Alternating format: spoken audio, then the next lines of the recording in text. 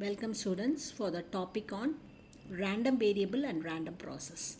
Here we are going to discuss about the definition of it, types of it and different methodology involved in differentiating between variable and a process in a system. So random variable, it's usually defined as in such a case that we are going to conduct one experiment. Out of it, what are the numerical values that can be determined, which is a real function that defines about a random variable. When you move from a variable into a process, as we are going to discuss in a communication system, this random process is a stochastic process and it is a time dependent on a random variable. So once I know about a real value function, numerical value parameters, you can convert that into a time dependent character under a stochastic process, which means that it depends on time and for every possible outcome of a sample function, yes. So this is a process. Usually the process is classified into two types, stationary and non-stationary process. Stationary process is one in which it does not change with time. So once it is not changing with time, automatically it is understood that mean can be calculated, which will remain constant. Autocorrelation will remain as a time dependent parameter and it follows WSS process. Whereas in non-stationary, it changes with time function, which means that mean is not constant, autocorrelation does not exist, it is not a WSS process. So either the system can be in a stationary process or non-stationary process, but almost we assume that all the random process should be under the stationary process, which follows all these four criteria. So stationary process, if I want to say, it is a statistical properties which are going to be under time invariant, which means that it does not change with time. Therefore, we'll take two processes of a system. One is defined with a random process of x of t. The next one, the same process of the signal with some delay, tau. Okay, so this stationary random process is classified into three types basically. First order stationary process. In first order stationary process, only one particular time period is involved and it does not change the value. And we are going to evaluate this first order stationary process under joint probability function. Therefore, f of x into the system x with the time period t1 is going to be evaluated with some time delay. Both are going to be equal, which means that mean is constant. In your second order, we are going to move for one more order further. So you will have two functions, two time functions involved in the system. Again, we can calculate the joint probability density function f of x for two x1 and x2 with the two time periods t1 t2 is equivalent to the shifted time function. So this second order system can also be termed as WSS. So what is meant by WSS? It's called as wide sense stationary. In order to know about this WSS, it should follow two conditions. The two condition is mean will always remain constant. Whatever calculation we do it for n number of random experiment also, the value of the mean should remain constant. And the calculation we take it for a autocorrelation. So autocorrelation is nothing but we are going to find out the difference or similarity between two signals of the same process. And the value of the autocorrelation should depend only on the time difference tau. So we have taken t1, t2 and we have time shifted by certain delay tau for both the system. Once I take mean, it should remain constant. Autocorrelation should depend on the tau value. If these two are defined, then we say that the second order stationary system can also be called as WSS. Then we move on to the nth order. So you can move on. As you started from first, second, then you can move on to nth order. The other name for us is SSS, strictly stationary process. So which means that you are moving for n functions of your time But here it does not need to be a WSS, which means that mean will not remain constant. It can be a variable parameter, as well as autocorrelation need not be depend on your term. So this nth order is a WSS system.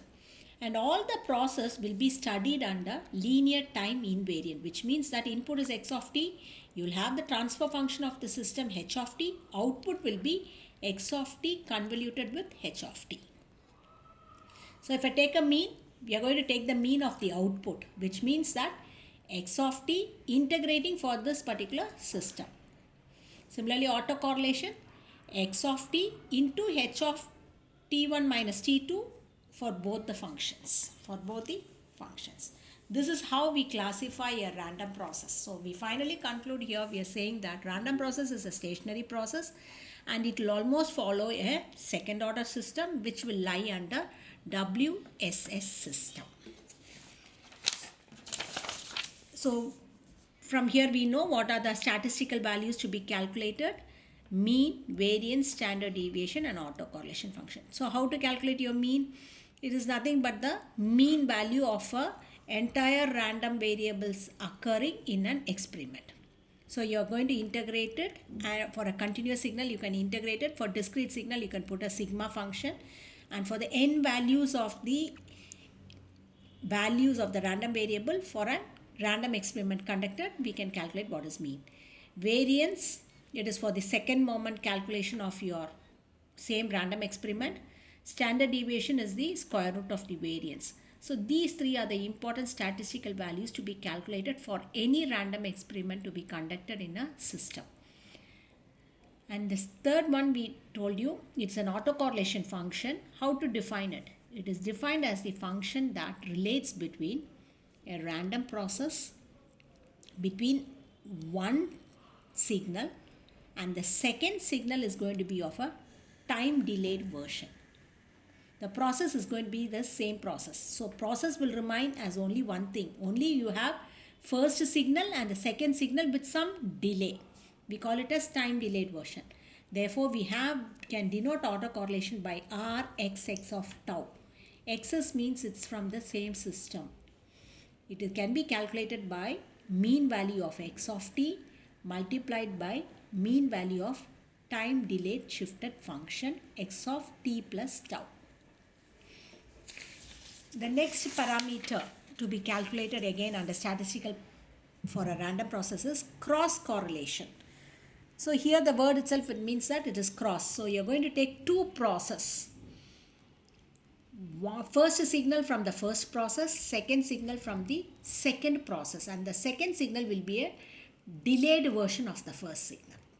Okay, so it is again the function which can be finding out the cross relationship between time delayed version of one random process to the another random process. It is denoted by two random processes. That's why we say it as x, y. First signal mean multiplied by second random process with a time delayed function. Another parameter to be evaluated is a covariance.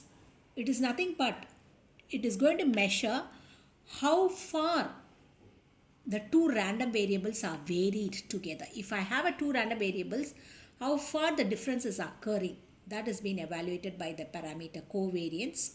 If the random variables vary together, the output of the covariance is positive. If they differ, then means the covariance is a negative value. So the calculation of your covariance is combined mean minus individual mean of the two system, of the two random process.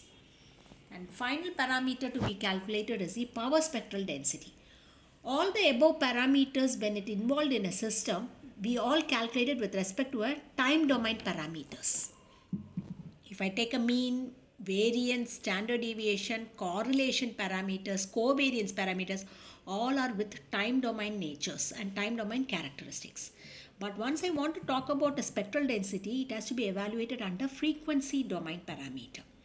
So we need to satisfy the Dirichlet's condition, which means that it can be obtained by converting a time domain values into a frequency domain value. How it is possible?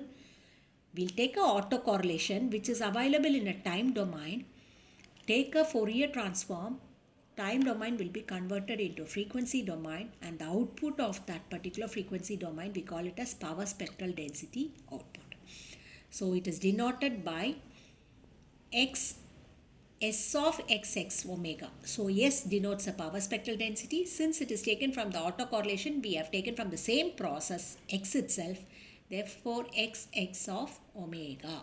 Fourier transform of autocorrelation signal. So how to differentiate now between a random variable and a random process? We are going to conclude it. We have studied about random variable. We have studied about a random process. So how to differentiate basically? So random variable is represented by a set of numbers, whereas random process is going to be discussed on different waveforms. So all our communication are going to be discussed under random process only, since it is of random waveforms. Second difference is it is independent of time, whereas the stationary process is dependent on time. There is no classification here in random variables. You only take the numerical values. Here we classified whether the system lies in stationary process, non-stationary process, whether it is a WSS or SS. So once we say we can define in terms of like stationary, non-stationary, SS and all, we can model the system. Whereas in variable calculation, numerical values cannot be modeled. How to calculate your n assemble average? It's possible. Here, apart from the n assemble, you can also calculate time average because it's a time different function. So for every independent time, you will have different values of average. So the cumulative effect of your n assemble with respect to time also be calculated. We call it as time average output. What are the application? Random variable application is clearly known to you as you are studying from 12th standard onwards. It's nothing but tossing a coin, throwing a dice. It's a random variable experiments conducted, but it produces only numerical value. But if I talk about a system, I need a process. So this process is nothing but, example I can quote is, you can measure the room temperature of a room at different time periods. So for morning, what is the temperature? Afternoon, what is the temperature? Evening, what is it? So every time period, you can note down the temperature. Temperature is a numerical value, but with respect to time function, it becomes a system. It becomes a system. And the best application at this moment and the hot topic going on in this random process area is the data science projects. So to study about a random process, we should know about a communication. We should know about the probability of occurrence, which indirectly talks about the random variable.